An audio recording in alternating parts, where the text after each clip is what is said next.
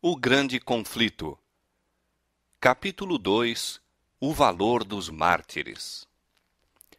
Quando Jesus revelou a seus discípulos a sorte de Jerusalém e as cenas do segundo advento, predisse também a experiência de seu povo desde o tempo em que deveria ser tirado dentre eles até a sua volta em poder e glória para o seu libertamento.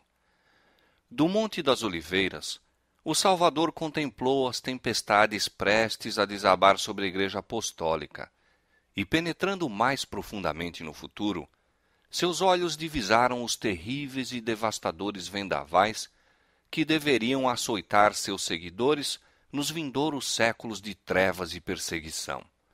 Em poucas e breves declarações de tremendo significado, predisse o que os governadores deste mundo haveriam de impor à Igreja de Deus. Os seguidores de Cristo deveriam trilhar a mesma senda de humilhação, ignomínia e sofrimento que seu mestre palmilhara. A inimizade que rompera contra o Redentor do mundo manifestar-se-ia contra todos os que crescem em seu nome. A história da Igreja primitiva testificou do cumprimento das palavras do Salvador. Os poderes da terra e do inferno arregimentaram-se contra Cristo na pessoa de seus seguidores. O paganismo previa que, se o Evangelho triunfasse, seus templos e altares desapareceriam. Portanto, convocou suas forças para destruir o cristianismo. Acenderam-se as fogueiras da perseguição. Os cristãos eram despojados de suas posses e expulsos de suas casas. Suportaram grande combate de aflições, experimentaram escárnios e açoites e até cadeias e prisões. Grande número deles selaram seu testemunho com o próprio sangue. Nobres e escravos, ricos e pobres, doutos e ignorantes, foram de igual modo mortos sem misericórdia. Estas perseguições, iniciadas sob o governo de Nero, aproximadamente ao tempo do martírio de Paulo, continuaram com maior ou menor fúria durante séculos. Os cristãos eram falsamente acusados dos mais hediondos crimes e tidos como a causa das grandes calamidades, fomes, pestes e terremotos. Tornando-se eles objeto do ódio e suspeita popular, prontificaram-se denunciantes, por amor ao ganho, a trair os inocentes. Eram condenados como rebeldes ao império, como inimigos da religião e peste da sociedade. Grande número deles eram lançados às feras ou queimados vivos nos anfiteatros. Alguns eram crucificados, outros cobertos com peles de animais bravios e lançados à arena para serem despedaçados pelos cães. De seu sofrimento muitas vezes se fazia a principal diversão nas festas públicas. Vastas multidões reuniam-se para observar o espetáculo e saudavam as aflições de sua agonia com riso e aplauso. Onde quer que procurassem refúgio, os seguidores de Cristo eram caçados como animais. Eram forçados a procurar esconderijo nos lugares desolados e solitários. Desamparados, aflitos e maltratados, dos quais o mundo não era digno, errantes pelos desertos e montes e pelas covas e cavernas da terra. As catacumbas proporcionavam abrigo a milhares. Por sob as colinas, fora da cidade de Roma, longas galerias tinham sido feitas através da terra e da rocha. O escuro e complicado trama das comunicações estendia-se quilômetros além dos muros da cidade. Nestes retiros subterrâneos, os seguidores de Cristo sepultavam seus mortos, e ali também, quando suspeitos e proscritos, encontravam lar. Quando o doador da vida despertar os que pelejaram o bom combate, muitos que foram mártires por amor de Cristo sairão dessas sombrias cavernas. Sob a mais atroz perseguição, estas testemunhas de Jesus conservaram incontaminada a sua fé. Posto que privados de todo conforto, excluídos da luz do sol, tendo o lar no seio da terra, obscuro, mas amigo, não proferiam queixa alguma. Com palavras de fé, paciência e esperança, animavam-se uns aos outros a suportar a privação e a angústia. A perda de toda a bênção terrestre não os poderia forçar a renunciar sua crença em Cristo. Provações e perseguição não eram senão passos que os levavam para mais perto de seu descanso e recompensa. Como aconteceu aos servos de Deus de outrora, muitos foram torturados, não aceitando o seu livramento, para alcançarem uma melhor ressurreição. Estes se recordavam das palavras do Mestre que, quando perseguidos por amor de Cristo, ficassem muito alegres, pois que grande seria seu galardão no céu, porque assim tinham sido perseguidos os profetas antes deles. Regozijavam-se de que fossem considerados dignos de sofrer pela verdade, e cânticos de triunfo acendiam dentre as chamas crepitantes. Pela fé, olhando para cima, viam Cristo e os anjos apoiados sobre as ameias do céu, contemplando-os com o mais profundo interesse, com aprovação considerando a sua firmeza. Uma voz lhes vinha do trono de Deus: "Sê fiel até a morte, e dar-te-ei a coroa da vida." Nulos foram os esforços de Satanás para destruir pela violência a Igreja de Cristo. O grande conflito em que os discípulos de Jesus rendiam a vida não cessava quando estes fiéis porta-estandartes tombavam em seus postos. Com a derrota, venciam. Os obreiros de Deus eram mortos, mas a sua obra ia avante com firmeza. O Evangelho continuava a espalhar-se e o número de seus aderentes a aumentar. Penetrou em regiões que eram inacessíveis, mesmo às águias romanas. Disse um cristão, contendendo com os governadores pagãos que estavam a impulsionar a perseguição: "Podeis matar-nos, torturar-nos, condenar-nos. Vossa injustiça é prova de que somos inocentes. Tampouco vossa crueldade vos aproveitará." Não era senão um convite mais forte para se levarem outros à mesma persuasão. Quanto mais somos ceifados por vós, tanto mais crescemos em número. O sangue dos cristãos é semente. Milhares eram aprisionados e mortos, mas outros surgiam para ocupar as vagas. E os que eram martirizados por sua fé tornavam-se aquisição de Cristo, por ele tidos na conta de vencedores. Haviam pelejado o bom combate e deveriam receber a coroa de glória quando Cristo viesse. Os sofrimentos que suportavam levavam os cristãos mais perto uns dos outros e de seu Redentor. Seu exemplo em vida e seu testemunho ao morrerem era constante atestado à verdade, e onde menos se esperava, os súditos de Satanás estavam deixando o seu serviço e alistando-se sob a bandeira de Cristo. Satanás, portanto, formulou seus planos para guerrear com mais êxito contra o governo de Deus, hasteando sua bandeira na igreja cristã. Se os seguidores de Cristo pudessem ser enganados e levados a desagradar a Deus, falhariam então sua força, poder e firmeza, e eles cairiam como presa fácil. O grande adversário se esforçou então por obter pelo artifício aquilo que não lograra alcançar pela força. Cessou a perseguição e, em seu lugar, foi posta a perigosa sedução da prosperidade temporal e honra mundana. Levavam-se idólatras a receber parte da fé cristã, enquanto rejeitavam outras verdades essenciais. Professavam aceitar a Jesus como o Filho de Deus e crer em sua morte e ressurreição, mas não tinham a convicção do pecado e não sentiam necessidade de arrependimento ou de uma mudança de coração.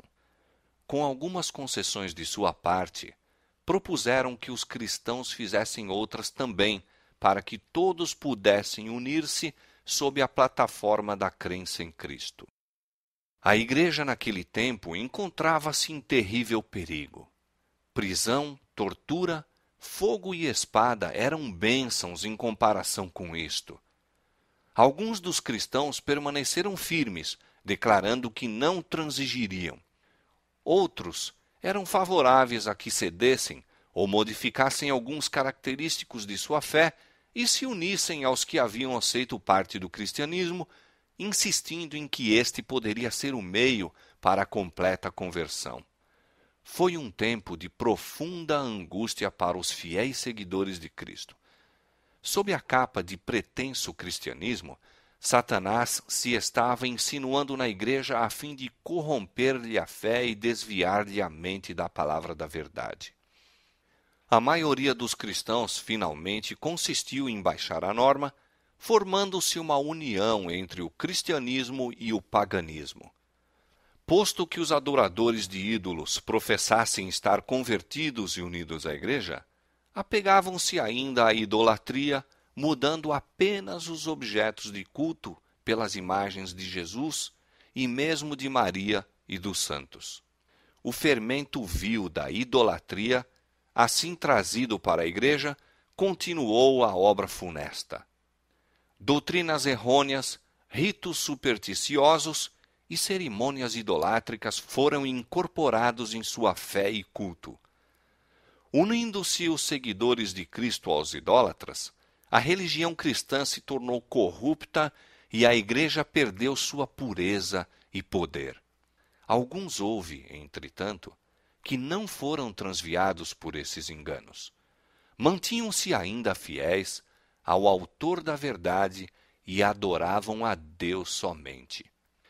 Sempre tem havido duas classes entre os que professam ser seguidores de Cristo.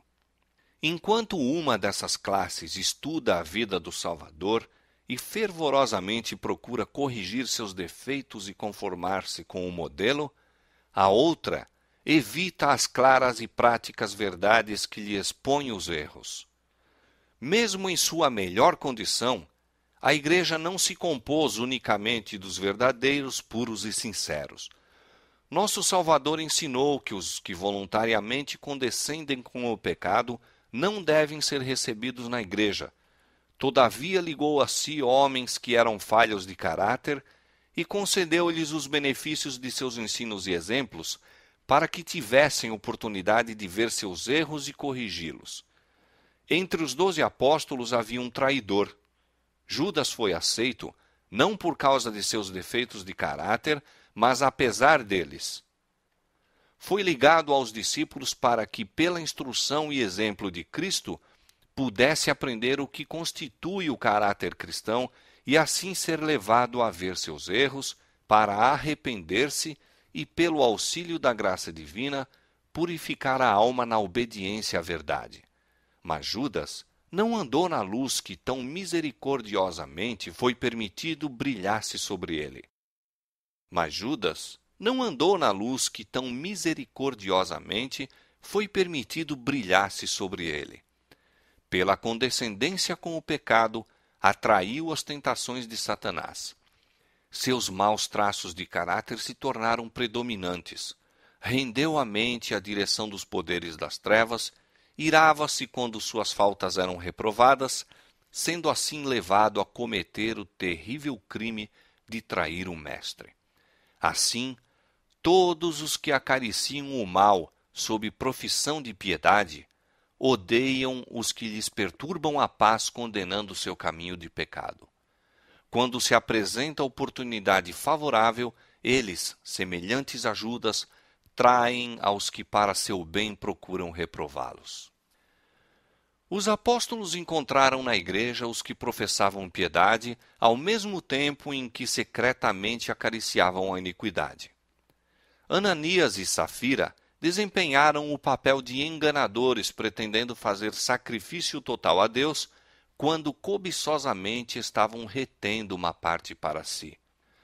O Espírito da Verdade revelou aos apóstolos o caráter real desses impostores, e os juízos de Deus livraram a igreja dessa detestável mancha em sua pureza. Esta assinalada evidência do discernidor Espírito de Cristo na igreja foi um terror para os hipócritas e malfeitores. não mais poderiam permanecer em ligação com aqueles que eram, em hábitos e disposição, invariáveis representantes de Cristo. E quando as provações e perseguições sobrevieram a seus seguidores, apenas os que estavam dispostos a abandonar tudo por amor à verdade desejaram tornar-se seus discípulos. Assim, enquanto durou a perseguição, a igreja permaneceu comparativamente pura, mas cessando aquela, acrescentaram-se conversos que eram menos sinceros e devotados, e abriu-se o caminho para Satanás tomar pé. Não há, porém, união entre o príncipe da luz e o príncipe das trevas, e nenhuma conivência poderá haver entre os seus seguidores. Quando os cristãos consentiram em unir-se àqueles que não eram senão meio convertidos do paganismo, enveredaram por caminho que levaria mais e mais longe da verdade. Satanás exultou em haver conseguido enganar tão grande número de seguidores de Cristo. Levou então seu poder a agir de modo mais completo sobre eles e os inspirou a perseguir aqueles que permaneceram fiéis a Deus. Ninguém compreendeu tão bem como se opor à verdadeira fé cristã como os que haviam sido seus defensores.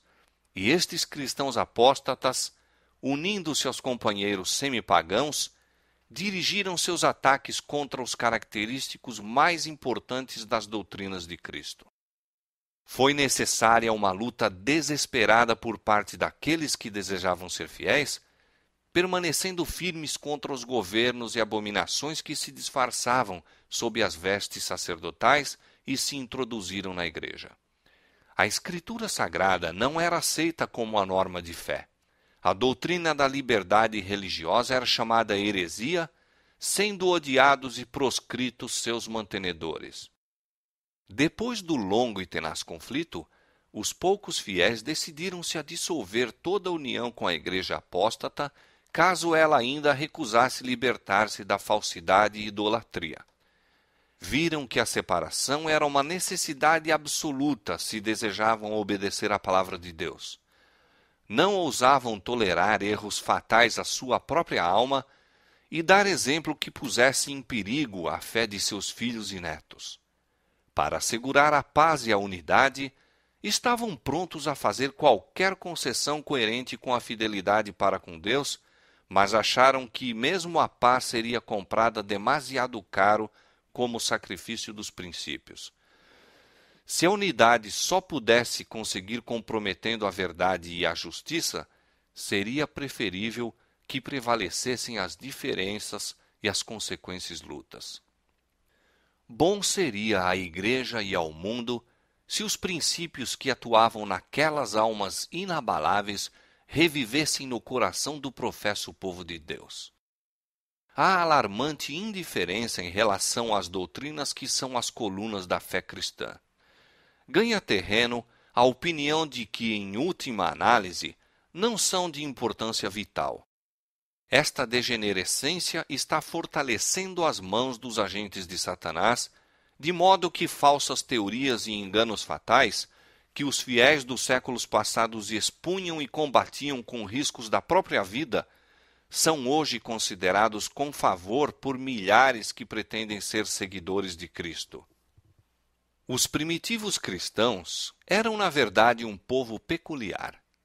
Sua conduta irrepreensível e fé invariável eram contínua reprovação a perturbar a paz dos pecadores. Se bem que poucos, sem riqueza, posição ou títulos honoríficos, constituíam um terror para os malfeitores onde quer que seu caráter e doutrina fossem conhecidos. Eram, portanto, odiados pelos ímpios, assim como Abel o foi pelo ímpio Caim.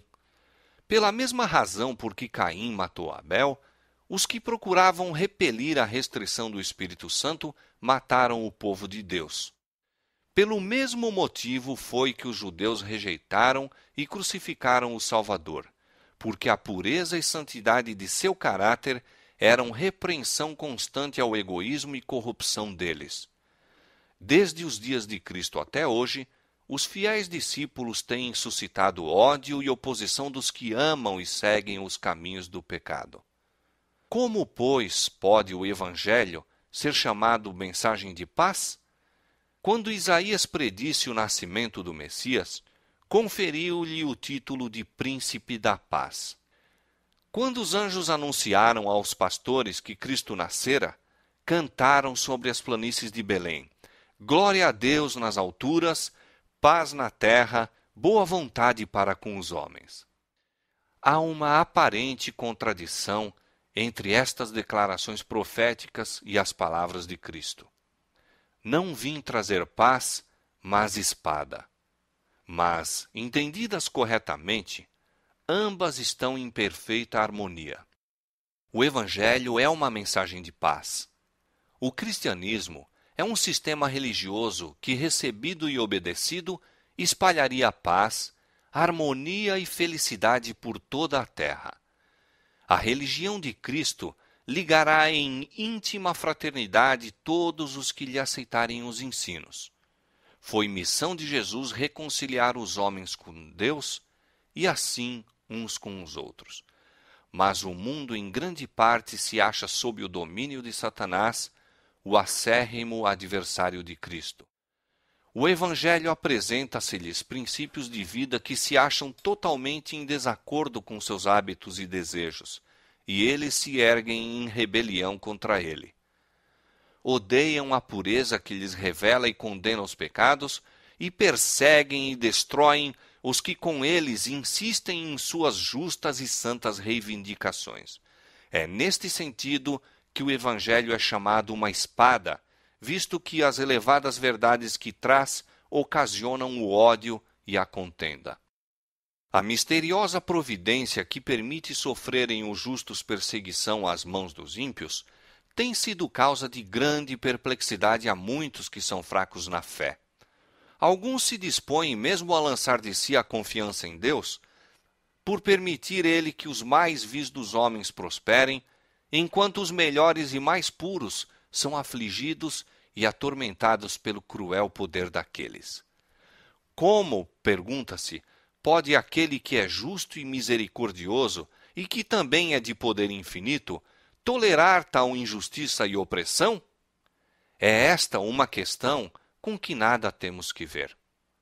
Deus deu suficientes evidências de seu amor e não devemos duvidar de sua bondade por não podermos compreender a operação de sua providência. Disse o Salvador a seus discípulos, prevendo as dúvidas que lhes oprimiriam a alma nos dias de provação e trevas. Lembrai-vos da palavra que vos disse: não é o servo maior do que o seu senhor. Se a mim me perseguiram, também vos perseguirão a vós. Jesus sofreu por nós mais do que qualquer de seus seguidores poderá sofrer pela crueldade de homens ímpios. Os que são chamados a suportar a tortura e o martírio não estão senão seguindo as pegadas do dileto Filho de Deus. O Senhor não retarda a sua promessa. Ele não se esquece de seus filhos, nem os negligencia, mas permite que os ímpios revelem seu verdadeiro caráter, para que ninguém que deseje fazer a sua vontade possa ser iludido com relação a eles. Outros sim, os justos são postos na fornalha da aflição para que eles próprios possam ser purificados, para que seu exemplo possa convencer a outros da realidade da fé e piedade, e também para que sua coerente conduta possa condenar os ímpios e incrédulos. Deus permite que os ímpios prosperem e revelem inimizade para com ele, a fim de que, quando encherem a medida de sua iniquidade, todos possam, em sua completa destruição, ver a justiça e misericórdia divinas.